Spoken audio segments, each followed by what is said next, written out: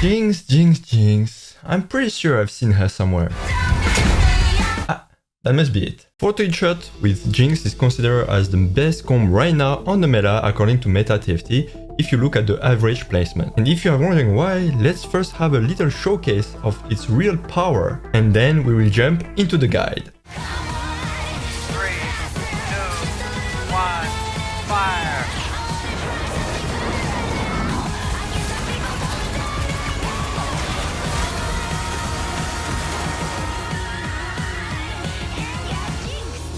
We're going to discuss first about the strength of this comp. For now, this comp has the biggest late game power. It requires insane high roll in order to beat a fully capped Twinshot team. The second strength is that the sooner you get Gangplank and Time Canch, the more gold and items you will acquire. It makes it even harder to be outscaled because you just have too much money and too many items. It's also extremely fun to play. Not only is it fun to watch Jinx skyrocketing and nuke your opponents, also satisfying to watch your Time Canch and Gangplank farming units. This comp has many variations and that allows to be more flexible and you can play what you hit first. If you have a mercenary start, it can become an easy free top one. Well, of course, this comp has also some weaknesses, and we're going to check that.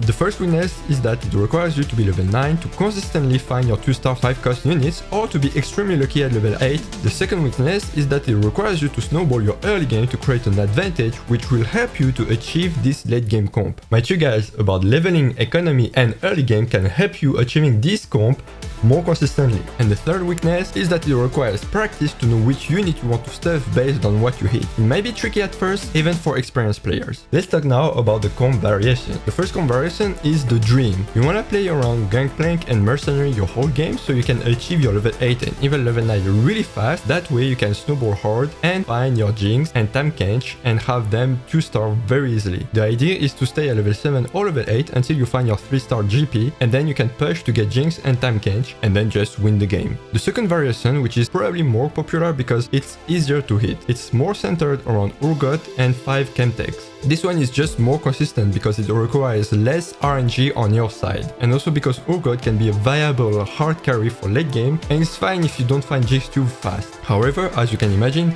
it does scale less than the first version with Gangplank. So if you are a bit behind in your lobby, I would advise you to try to play this comp with the Chemtech and try to secure your top 4, top 3 or even top 2. Depending on your augments and your items, you can even try to make a mix of both. When I try to make a Jinx Chemtech, which is extremely nice on her, and then you can use that extra space to make 4 Twinshot and 5 Chemtex. As I said earlier, it's difficult to understand exactly who you want to stuff and the priority of the units you want to stuff, because ideally you want to stuff your Jinx first, but usually you have Jinx only at the end of the game, so you have to use your items correctly in order to be able to stay healthy and strong until you find your Jinx. But let's talk about the stuff of Jinx, Gangplank, and Urgot. For Jinx, Jinx mainly deals AD damage, but her Rocket Nuke spell deals magic damage. Ideally, you want her to have Giant Slayer to amplify both types of damage. The second item you want is Guardian's Angel, so she doesn't get one shot after she lands, and finally for the third item you have more choices, and you usually just put what you find. Here I give you a list of interesting items for her.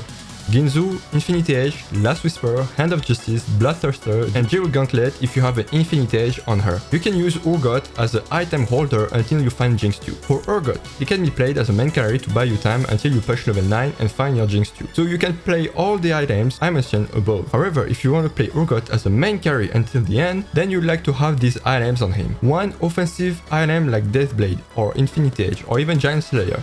Then you really want to have Renan's Hurricane. This item makes him a monster. And then you have different choices between Sustain with Bloodthirster, CC Immunity with QSS, or just more damage with Ginzu or Last Whisper. And finally for Gangplank, this is more particular. It's the case where you find Gangplank in early and maybe you have Mercenary. Congratulations, you have the opportunity to snowball the game like never. In order to snowball, you want to make sure that your Gangplank will always hit hard with his spell to finish off his targets. That is why crit damage like Infinity Edge, Last Whisper and Bloodthirster is just the best item combination. You can replace some items, but bear in mind that your Gangplank will be less efficient. So now let's talk about the early game and mid game and try to see different scenarios on how you can achieve this very late game comp while still being strong in early mid game. If you have a Gangplank starter, the early game is very straightforward and you want to play 3 mercenaries with Twinshot in a last streak strategy, or you can also stick with Twinshot plus frontline and try to win streak. Otherwise, if you don't have a Gangplank, and that's going to happen for most cases, you would prefer to have a star with Chemtech. You can either go for Twitch, Assassins, or Varvik and some challengers.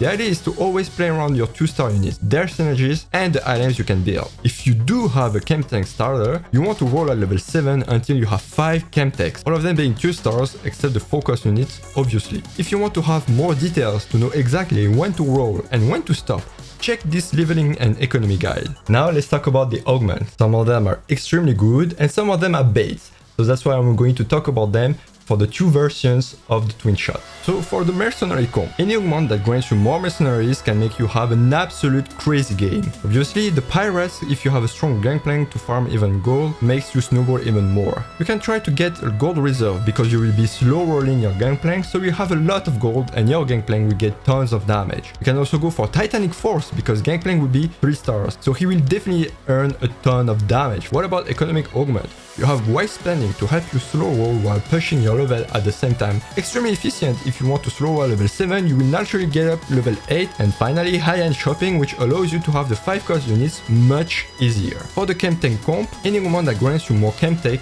can be great. Chemical Overload is okay, only if you have a big Mundo and a big Zac, but honestly it's not that insane. And finally, Instant Injection is absolutely god tier. The fact that your Urgot can have an insane amount of attack speed at the beginning of the fight will just make him destroy anyone. And finally, for both comps, any augment that allows you to have more Twinshot are great options to consider. And finally, Sharpshooter is also absolutely insane. It's almost as if every Twinshot has a Runance Hurricane built in. Guys, tell me in the comments which comp you would like to see for the next guide.